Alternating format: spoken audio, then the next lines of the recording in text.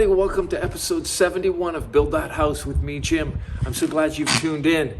Wow, I'm up to 75 subscribers now. Started with 5 subscribers, and we're slowly climbing the subscription ladder. Episode 70 got 80 views in the first 24 hours, so I don't know how YouTube handles their algorithm, who gets to see it or presented with the video, but certainly some viewership on that one, and that's kind of interesting.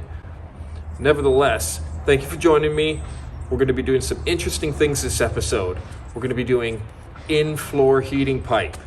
So I got some things I want to show you now, and I hope you find them interesting. We're going to learn all about how to lay oxy barrier, 1/2 inch, in-slab heating pipe together. So let's do it. Okay, everybody. This device is called a decoiler. And what it essentially does is dispenses the heating PEX hose, which comes in these, this is a 1,000-foot box here. So without even looking inside, I can tell you it's going to have nylon straps around it, holding it nice and tightly together. So if I were to open that, the potential for it to become tangled and unmanageable would be great. So this here decoiler, you can see these wing nuts here, they just come off. This will lift off, just set it in, feed the end through this here, and then you can basically pull off what you need in a organized fashion. But it's got dead tires. So let's put a little bit of air in these tires, and it will be a little easier to manage. And they were kind enough to lend me that unit at the plumbing supply place, so I am grateful. I do appreciate that, and let's see what it looks like when we get it going. Build that house. All right. So until the heating guy gets here, I thought the proactive move would be to set a concrete path in here, so on concrete pouring day, if we have overflow concrete, it doesn't get poured out on the ground and wasted. We have a place for it. So it's always nice to walk on a concrete path as opposed to dirt. Okay, so we're getting there. Getting happening here. You'd think that would be easy to do, but it has to be perfectly level, perfectly parallel, perfectly square, and it has to be staked so it's good and strong. So I'm working through it. That's got to be 2 hours at least.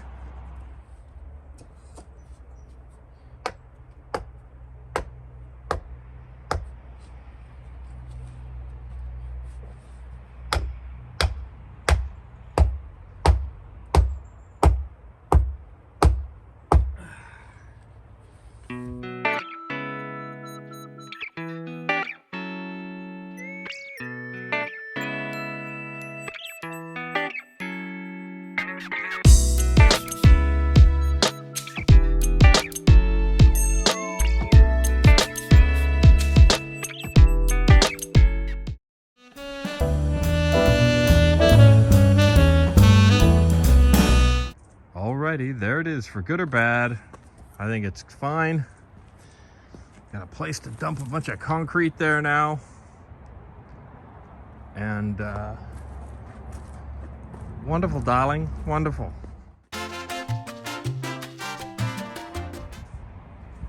Alright, there's a little taste of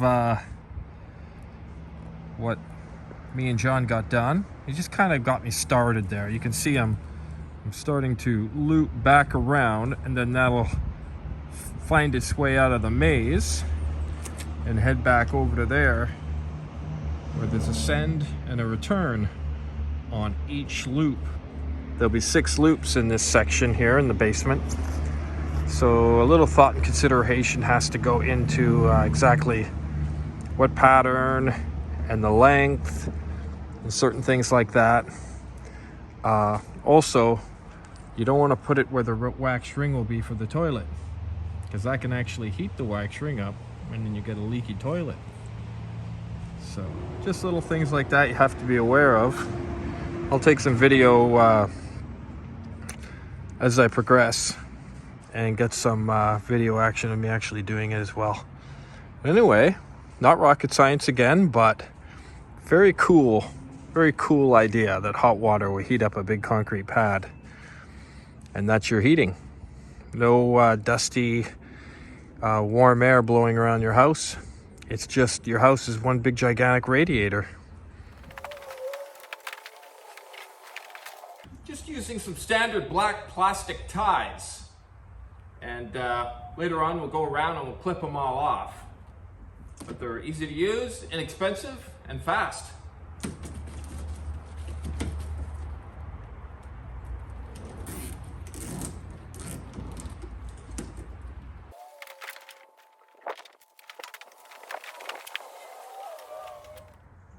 Okay, got zone 2 done.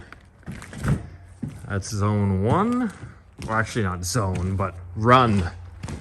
And as you can see, this whole loop pattern here is a lot smaller than that one over there because it takes so much line to get over here. And by the time I'm working over here in the far corner, they're gonna be tiny. So, like, I don't know. Maybe we'll have to get John by and kind of look over things. But anyway, that's that for the day. Yeah, and they all make it back over here. It's kind of tricky because you have to have enough length. Okay, let's see how this 1,000-foot roll goes. Be a little bit more forgiving because even though I have to kind of be within 20 feet of 250 feet per run, not having a limited amount of hose like on that last one, I had 263 feet, or rather 237 feet left. So I had to kind of figure out how far I was going to make it back in that length. So at least I have a little bit more flexibility, but nonetheless, I still have to be within 270 feet to 230 feet. So that should give me enough leeway to, 40 feet should give me enough leeway to kind of make it back. The trick is it takes like a lot of hose just to get to the far corner of the slab over in that direction.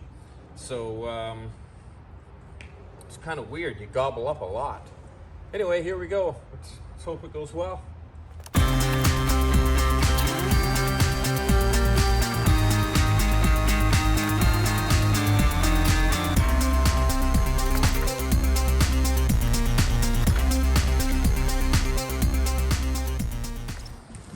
It's oddly fun, actually. It looks kind of cool when you're done as well.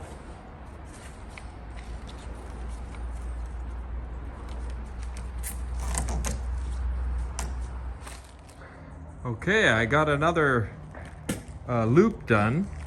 You see how narrow it is because the loops have to be isolated to specific zones. You've heard of zones before. And I'm thinking, you know, like this half of the basement will be one zone and that half will be the other zone.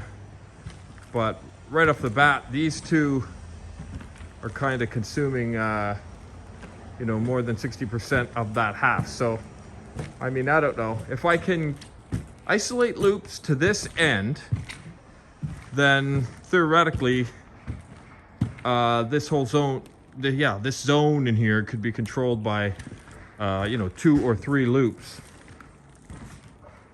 But look how much smaller it is compared to the original one over there. It's a massive square, medium-sized square, and this is a fairly narrow rectangle rather.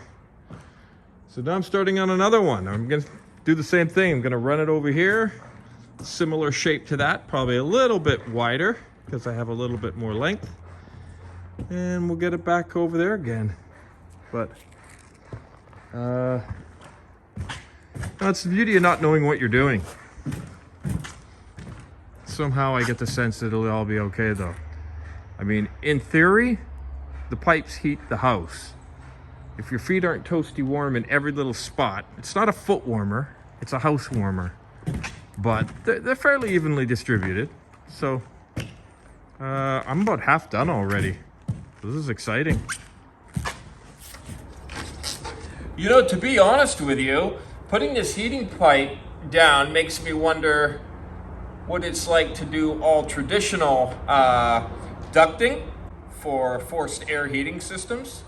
All the hole drilling and other things that you have to do to accommodate that type of heating system probably requires two people too. I'm able to do this by myself, and everything is going to be in the ground. So other than actually hooking it all up, that's it. So this is supposed to be much more elaborate, expensive, etc., etc., etc. Not very common, but I'm kind of like the idea of not having to deal with all that ducting and all those variables that are entailed with that heating system later on. This is it. Once I get these down, we're good to go.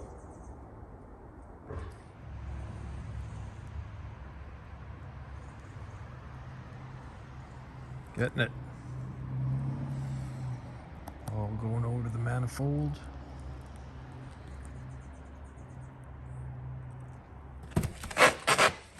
Hello. So what I'm going to do here is mount this right on here. So all these pipes have an organized place to sit, and I can build some brackets off there. So everything's nice and organized a little bit for for John the heating guy. So I'll just attach that and do some framework. I'll let you see that in a minute.